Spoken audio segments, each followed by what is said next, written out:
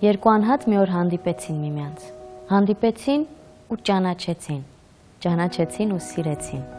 Այդ օրվանից նրանց կյանքում սկսվեց գրվել մի նոր էջ, որն ունի երկու գլխավոր գործող անձ, իսկ այսօր արդեն 3։ Իմ հյուրն են այսօր Անի Ամիրյանը և Ստեփան Ղամբարյանը։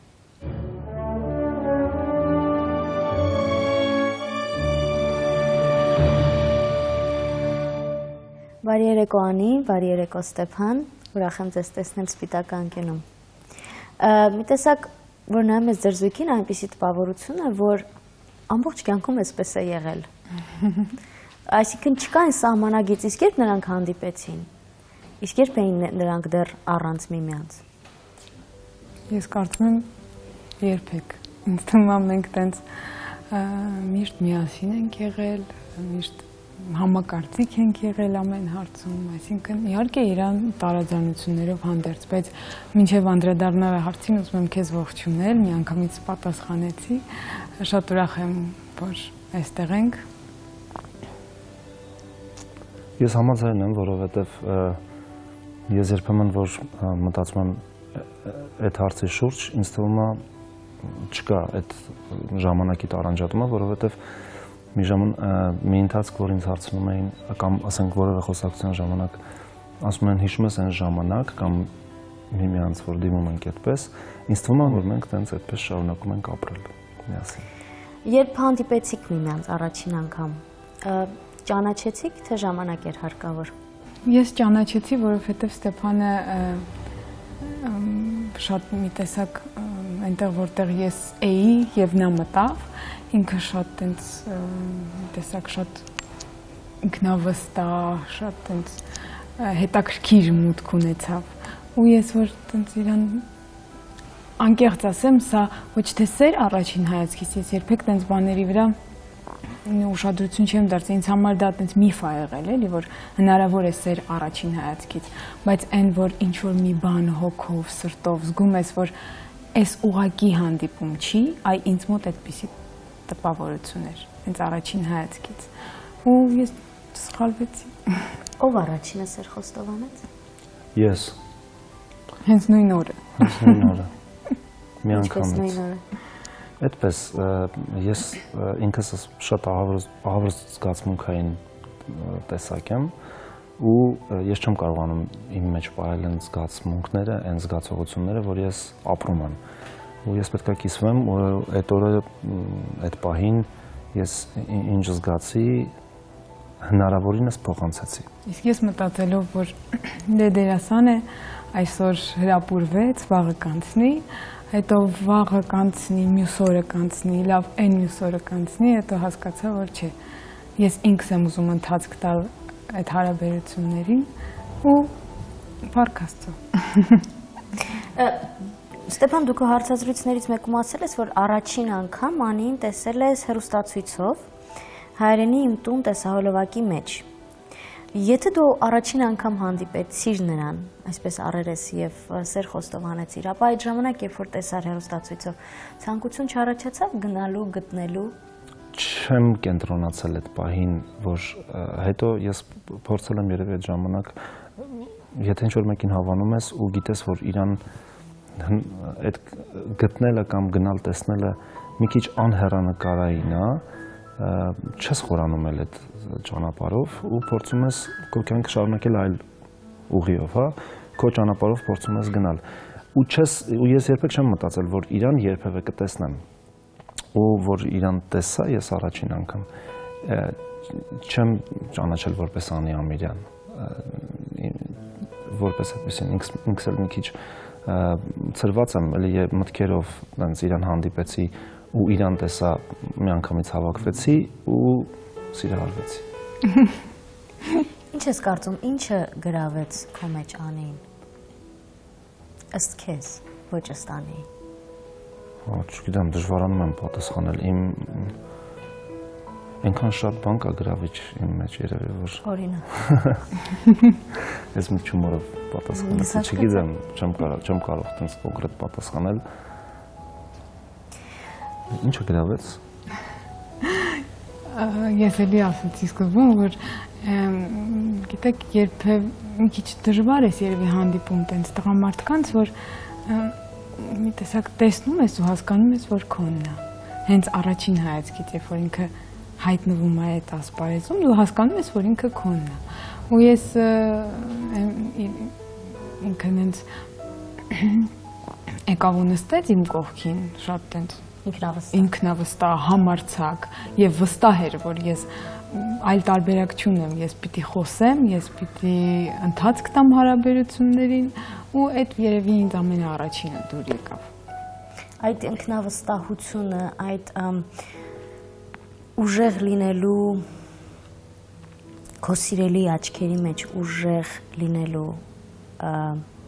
դերը անընդհատ դժվար չի։ Իմ կարծիքով դա դեր չի, ես այնպեսին եմ, ինչպեսին կամ, այսինքն ես չեմ փորձում որևէ կերպ թաքցնել թե առավելություններս, թե թերությունները, չգիտեմ, ես որ անկեղծ պատասխանեմ, չեմ կարա հիմա բացատրեմ, թե ես ինչ տեսակ եմ եղել այդ պահին կամ ինչ, ուղղակի իմ մոտ նպատակին հասնելը ավելի այդ կոնկրետ իրան հասնելը ավելի կարևոր էր ու ես այդ նպատակին հասնելու համար ամեն ինչ կանեմ, որ այդ ճանապարհը հարթանցնեմ ու հարթեցնեմ ինձ համար։ Դու հասել ես նրան, դուք ամուսնացաք, դուք ունեք համատեղ երեխա։ Այո։ Դու խնդիր չունես քո առջև ամեն օր էլի ապացուցելու, որ նա ճիշտ ընտրություն է կատարել։ Իհարկե ունեմ, իհարկե, սերը դա պրոցես է, սերը պետք է ապրելով ապացուցես, խոսքերով ու պահի ազդեցության տակ չի, որ պետք է դա լինի կամ ասվի, դա պետք է կյանքով ապացուցես ու այն ընթացքը, այն ճանապարհը, որը մենք անցնում ենք, իր դժվարություններով, իր պրոբլեմներով, իր կենցաղով հանդերձ, ես կարծում եմ մենք իրար անընդհատ ամեն օր փորձում ենք ապացուցել մեր սերը։ Արտահայտվող տեսակ եք։ Ես այո։ Ես մի քիչ չէ։ Հա, թե հա։ Թե չէ։ Չէ։ Ճիշտ եմ։ Չէ, մի քիչ շատ ամեն ավելի զգացմունքային է, քան ես։ Ավելի էմոցիոնալ է շատ ավելի, իսկ ես ավելի զգացմունքային եմ։ Չնայած էմոցիաների տակ ինքը մի տակ արտահայտվում է շատ, բայց ընդհանուր առմամբ ինքը զուսպ, ավելի զուսպ մարդ է, քան ես։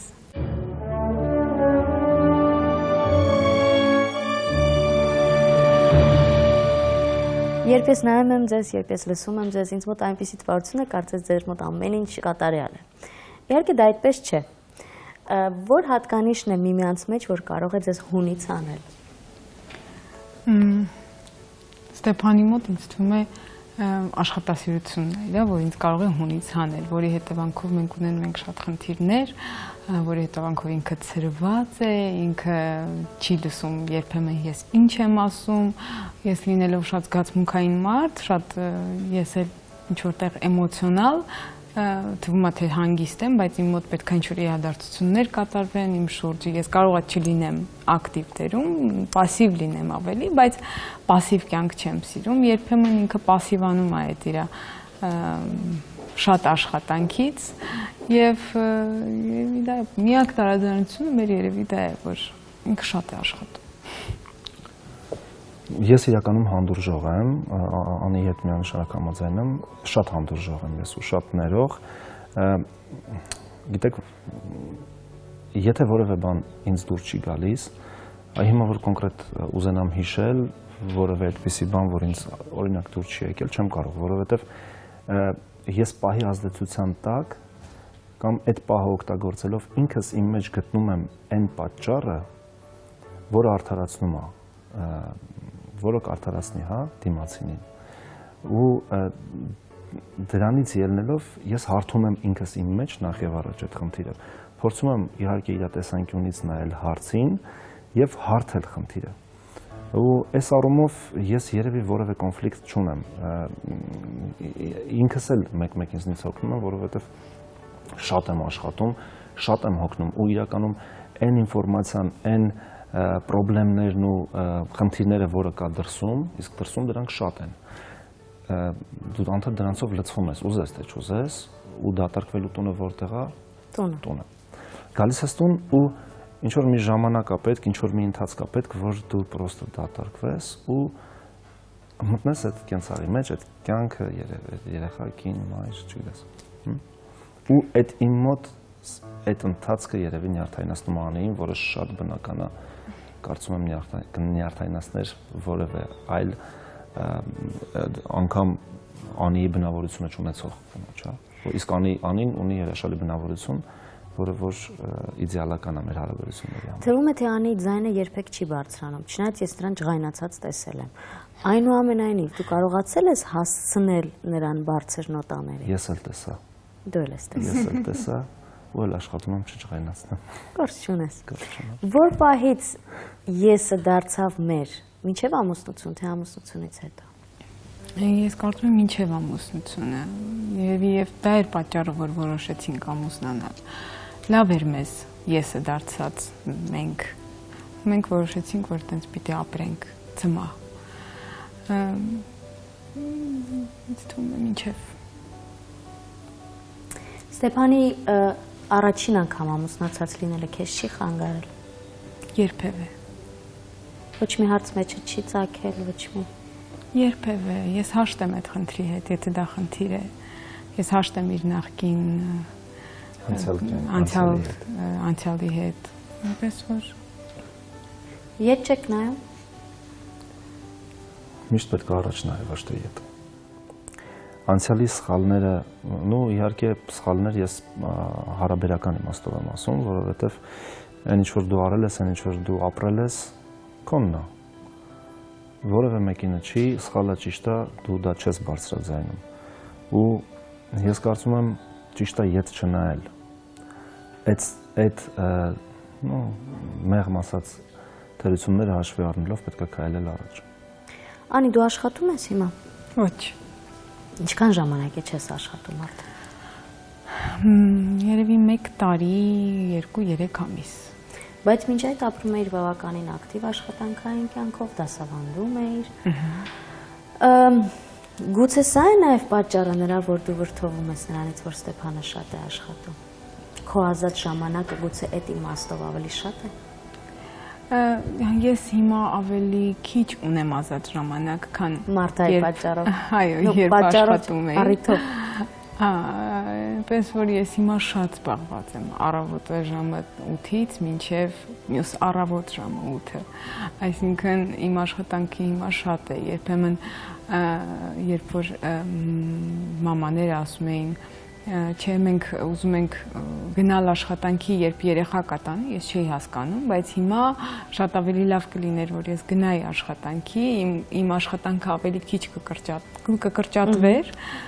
քան երբ որ ես տանն եմ։ Ես սիրով եմ տանը եւ վայելում եմ ուղղակի մեր աղջկա ամեն մի վայրկյանը։ Չես վախենում, որ այդ կապվածությունը մի օր կխանգարի քեզ նաև աղջկա։ Անկեղծ ասած վախենում եմ, բայց երևի ես կկարողանամ չանցնել սահմանը։ Դու փոխել ես հասկանում այդ։ Այո։ Սա չի նշանակում, որ դու մի տեսակ վերցրել ես ռետինը ու ջնջել ես քեզ։ Երբեք, ես այդպես չեմ մտածում։ Ես սիրում եմ, որ ամուսինները նույն ազգանունն են կրում։ Ես սիրում եմ, երբ երեխա է ծնվում ընտանիքում 3-ն էլ կամ 4-ն էլ, 5-ն էլ նույն ազգանունն են կրում։ Ի վերջո այդ թղթերով, թղթաբանությամբ չի որոշվում, բայց ես ինձ ներսում լավ եմ զգում։ Բայց չէ՞ որ քեզ միևնույն է բոլորը ճանաչում են որպես Անի Ամիրյան։ Հետո ինչ։ Դու գիտես միայն։ Ես հիմա ինչ-որ միտեղ շատ մեծ սիրով ու հպարտությամբ եմ նշում, ասում են ձեր ազգանունը, ասում եմ Անի Ղամբարյան։ Եվ մեկ ինձ են ճանաչում, ասում են ապեր դու Անի Ամիրյանի ամուսինը չես։ Հաճելի չի։ Հրաշալի է։ Խոսեցինք Մարթայի մասին արդեն։ Ստեփան, կպատմես ձեր առաջին հանդիպման մասին Մարթայի հետ, երբ որ առաջին անգամ նայեցիր նրա աչքերի մեջ, գրկեցիր։ չեմ կարող ուղղակի այն զգացողությունները փոխանցեմ, հա, որքան էլ որ ցանկանամ, որովհետև դա մի անհասանելի, անհասկանալի զգացողություն է, երբ որ այն դողը, որը ոտքերի տակից սկսվում է ու մինչև մազից ծայրը, այ ինչ որ տենց անհասկանալի զգացողություն է, որ ծնվեց մեկը, որը քոնն է, ու չգիտեմ, երևի այն սկզբնական շրջանը մի քիչ անգիտակից է, որ քոնն է այդ երեխան բան, որովհետև ես մինչև հիմա էլ չեմ կշտանում իրան նայելու։ Բայց սա քո երկրորդ երեխան է։ Այո, իմ երկրորդ աղջիկը։ Եվ ինչպես են նրանք, այսինքն կա կապ։ Դեռ փոքր է Մարտան, որ մեծանա, իհարկե։ Որևէ խնդիր չկա այդպեսի կապը կա ու իհարկե մենք բոլորով միասին պետք է ամեն ինչ անենք, որ նրանց հարաբերությունները լինի իհարկե շատ լավ։ Ինչպես եք փորձելու ամեն ինչ շատ պաշտպանել ձեր դստերը։ Ես այս հարցը շատ շատերին եմ տալիս։ Այնքան շատ են, ցավոք սրտի մենք ապրում ենք մի ժամանակահատվածում, որտեղ ամեն րոպե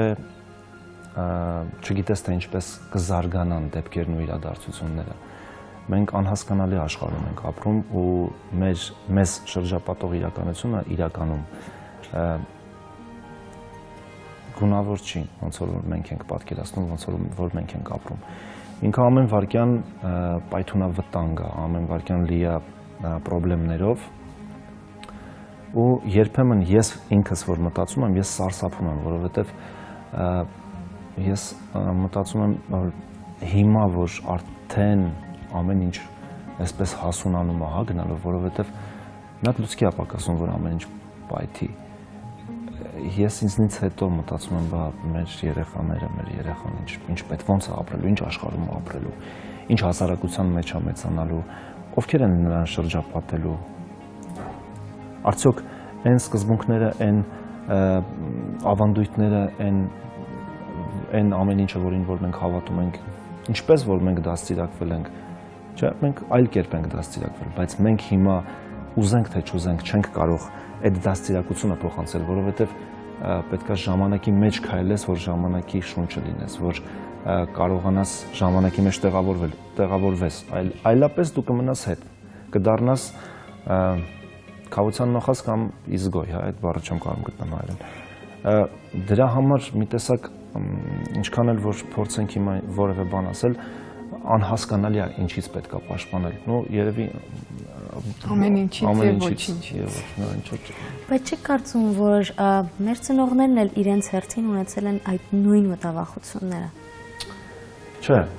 իմ կարծիքով։ Իրենց տեսակի մեջ։ Չէ, որ մեր սերնդի դաստիարակությունը, այն ինչով ապրում ենք մենք, խորթ է նրանց։ Համաձայն եմ, բայց այն ժամանակահատվածը նրանց երիտասարդ ավելի, հա, տարիները 70-ականներ, 60-ականներ, 80-ականներ, որևէ մեկի մտքով կամ երևի ոչ ոք չէր պատկերացնում, որ հսկայական մի գերտերություն մի օր կփլուզվի, որ մի օր կգա 90-ականներ, մի օր կգա պատերազմ, իրանք ապրում էին այն ոսկե դարաշրջանում, որտեղ ամեն ինչ կար։ Իրանք շփվում էին ամենամաքուր արվեստի հետ, իրանք շփվում էին ամենամաքուր իմ կարծիքով հասարակության հետ։ Իհարկե կային թերություններ ու բազում, բայց ոչ այսպիսի։ Երբեք չենք կարող համեմատել իրանց ժամանակները մեր ժամանակների հետ, որովհետև ինչքան էլ մենք ազատ ենք մտածում, ինչքան էլ մենք պոզիտիվ ենք, ինչքան էլ մենք հիմա ամեն ինչ շատ ավելի այլ է, քան այն ժամանակ, իրանց ժամանակ շատ ուրիշ էր։ Ես իրանց հասկանում եմ։ Իրանց ավելի դժվար է մեր հետ համակերպվելը, որովհետև իրանք այլ երիտասարդություն են ունեցել ու ավելի մաքուր ու ավելի պարզ։ Հարաբերությունները գոնե այս իմաստով ավելի լավ է եղել։ Դպրոց են գնացել։ Այն ժամանակ դպրոցը ավարտը ոչ մի շրջանավարտ դպրոցը ավարտած չի գնացել որևէ տեղ պարապելու։ Միանգամից ուղիղ գնացել է քննության, բուհում իր քննությունները տվել է գերազանց։ Այսինքն իսկ հիմա որևէ երեխայի շրջանավարտի հələ վերցրու փորձի բուհ տար քննության։ Որևէ բան չի իմանալու։ Այս արդեն մեծ խնդրեմ է ու մեծ տարբերություն է։ Այնուամենայնիվ ես կարծում եմ, որ այդ խոսքը, որ մեր ժամանակ ուրիշ էր եւ մեր սերունդը ուրիշ էր, հնչում է յուրաքանչյուր ծնողի շուրթերից եւ միշտ էլ ուրիշ է 10 տարի հետո էլ ուրիշ է լինելու վախենում եք մեծանալուց չէ ինձ թվում է ես շատ նորմալ եմ նայում դրան դարձա 30 տարեկան ես այնքան լավ եմ ինձ զգում կլինեմ 40 աստված 50-60 տարիների հետ ավելի իմաստուն կլինեմ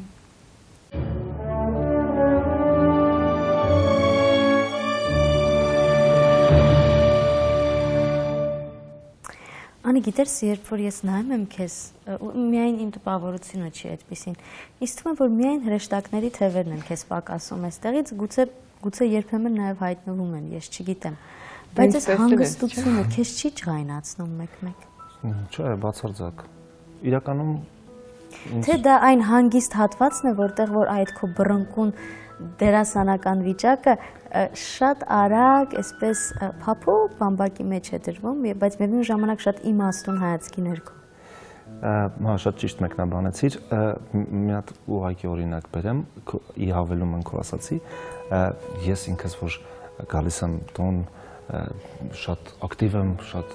չգիտեմ որևէ բանից, եթե չհայնացած եմ, գալիս եմ ասում եմ, այս ինչ որ բաներ կամ որևէ վեճի ժամանակ, եթե ես սկսում եմ խոսել, ինքը շատ հանգիստ անհողդող հայացքով ասում եմ, բեմից իջի։ Ես իջնում եմ բեմից երևի։ Որովհետև տենց ես շատ ավելի ակտիվ եմ ու ինքը տենց հանգիստ տոնով ասում է։ Ու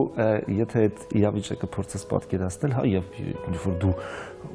էմոցիոնալ հանգիստ խոսում ես ու մեկ էլ ինչ որ մեկը սենց անում, նա դե բեմից իջի։ Ստիպված իջնում ես, դու արդեն բեմում ես, դե բեմում չես, քո վիճակն ու իջնում ես։ Դժվար է լինել դերասանիկին։ Դժվար է տեսնել, թե ինչպես նա կարող է խաղալ այլ կանանց հետ բեմի վրա, նաև էկրաններին։ Դու խանդոտ չես, թե այդ խանդդ կարողանում ես շատ հետաքրքիր ձևով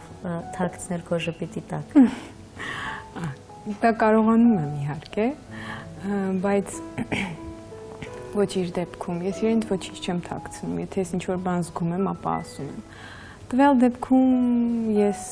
լինելով այդ ասպարեզից հասկանում եմ, որ դա ընդամենը աշխատանք է։ Այնպես որ շատ հանգիստ եմ նայում դրան, ես ինձ սիրում եմ շատ, չեմ պատկերացնում։ Ես ինձ սիրում եմ շատ։ Սա կարծում եմ իմաստուն կնոջ նախադասություն է, որովհետև ես միշտ մտածել եմ, որ չափից դուրս խանդոտ է այն մարդը, ով առաջին հերթին վստահ չէ ինքն իր վրա եւ ոչ թե դիմացինի։ Երբ որ ներկայացումը ավարտված է, իսկական ներկայացման մասին եմ խոսում, երբ դու իրական բեմի վրա ես կանգնած եւ խաղացել ես քո պրեմիերան։ Սպասումով ես գնում տուն, վախեցած ես գնում տուն, Անի հետ մենակ մնալու, հա, սպասումդ կա, թե վախենում ես, որովհետև կարևոր է, ինչ կասի ես պահին, իսկ գուցե ասի, որ տապալվել ես։ Անկեղծ ասեմ, որ իմ համար շատ կարևոր է Անիի կարծիքը, որպես ոչ միայն իմ կին, հա, այլ նաև որպես մասնագետի կարծիք, որովհետև ես երբեմն շատ խնդրում եմ, որ ինքը ինձ նայելիս, հա, չթաքցնի ამ թերություններն ու խնդիրները, որը առկա է, որովհետև դա ինձ օգնում է, ուժ է տալիս։ Չէ, չեմ վախենում որևէ բանից, հակառակը ավելի սպասում եմ իր կարծիքին։ Իսկ դերից հետո, ներկայացումից հետո ես անտանելի դատարկվում եմ ու մի տեսակ չեմ ուզում որևէ մեկի հետ շփվեմ, որևէ կարծիք լսեմ, որովհետև այդ պահին իմ զգացողությունը իրանց կարծիքի հետ գուցե եւ չհամընկնի։ Իսկ իմ զգացողությունը Անիի կարծիքի հետ հաստատ կհամընկնի։ Որևէ կարծիք էլ լինի, հա։ Իմ համար դրա համար ավելի կարևոր է սկզբում լսել Անիի կարծիքը, հետո նոր հաջորդ օրը կամ գոնե մի ինչ որ ժամանակ անց նոր հասկանամ ինչ են խոսում առհասարակ։ Ես փորձում եմ ավելի մեղմ մոտենալ, հասկանալով ինչ է զգում, գուցե ինչ որ բաներ բնականաբար պրեմիերան այն ինձ թվում է այն ներկայացումն այն ամենավատ հա ամենավատ ներկայացումն է, որ եւ դերասանի համար է շատ կարեւոր, որ ինքը հասկանա ինչպես, որտեվ ուրիշ բան է այդ պրագոն, լրիվ ուրիշ բան է, շատ լավ հասկանում եմ ու փորձում եմ ավելի մեղմ մոտենալ իրեն, փորձում եմ ավելի տենց հերվից, թողնում եմ այդ օրն անցնի, հետո նորից եմ նայում, հետո երբ որ եթե դա չի շտկվում, ապա այն դեպքում ինչ որ տենց էլի շատ հերվից, տենց մեղմ մոտենում եմ եւ հարկաստու տենց մեր մոտ ստացվում է այդ մենք այդ դեպքում ասա գոլեգաներ ենք արդեն այդ ոլորտում էլի իմ մեջ մի քիչ կոմպլեքսներ կար ինչեւ նախքան անին մայրս անդադ գալիս էր ներկայացումների ու ամեն ներկայացումը դիտելուց հետո ես եմ որ ոգևորված դուրս եմ գալիս որ հեսա մաման կասի ինչ լավն է իր դուր պատասխանում էր վայ Գագոնը ինչ լավ էր խաղում վայ Արմանը վայ Տաթոն վայ չգիտես ով լավ երևի դրա այդ ավելի իմ մեջ այդպես չորիմունից այդ բան հավաքեցի, հա, որ այլևս որևէ մեկի կարծիքը չհարցնեմ, որովհետև իսկ գուցե դա ուղղակի հարկավոր է որպես դու միշտ անես ավելին։ Հնարավոր է եւ։ Ինչի համար եք շնորհակալ միմյանց։ Իրար։ Մարտայի։ Մարտան այլ թեմա է։ Ես ունեմ իմ վերջին բլից հարցերը, որոնցից 5-ը Անի համար են նախատեսված եւ 10-ը քո, Ստեփան։ Դժվար բլից հարցեր են, թե։ Չեմ կարծում։ Ինչը կարող է Ստեփանին զայրացնել։ Ստեփանին զայրացնել։ Դժվար է Ստեփանին զայրացնել, բայց երևի իմ անտարբերությունը։ Ինչից է նա վախենում։ Ընտանիքը կորցնելուց երևի։ Ստեփանի ամենամեծ երազանքը։ Ստեփանի ամենամեծ երազանքը։ Ունենալ մեծ միշտ իր կողքին, ինձ Մարտային։ Նա իր խառնվածքով ավելի բու է թե արտույտ։ Բու։ Բծախնդիր է ուտելիքի հարց։ Ոչ։ Իր, որը միշտ քեզ հետ է։ Իր հեռախոս։ Իրադարձություն, որը հիմնովին փոխեց կյանքդ։ Երբ հանդիպեցի Անիին։ Նկար, որը երբևէ որևէ մեկին ցույց չես տվել։ Կա այդպեսին։ Չունեմ։ Ինչի մասին երբեք չես խոսում հանրության առջև։ Իմ կյանքի մասին։ Շատ։ Որն է քո կարգախոսը։ Որն է իմ կարգախոսը։ Չգիտեմ դժվար է պատասխանել այդ հարցին, բայց հիմա մոտ ուզում եմ հիշեմ որն է իմ կարգախոսը։ Սիրում եմ լսել սուտը, երբ գիտեմ ճշմարտությունը։ Հետաքրքիր է։ Ում հետ կցանկանայիր փակված մնալ վերելակի մեջ։ Անիի։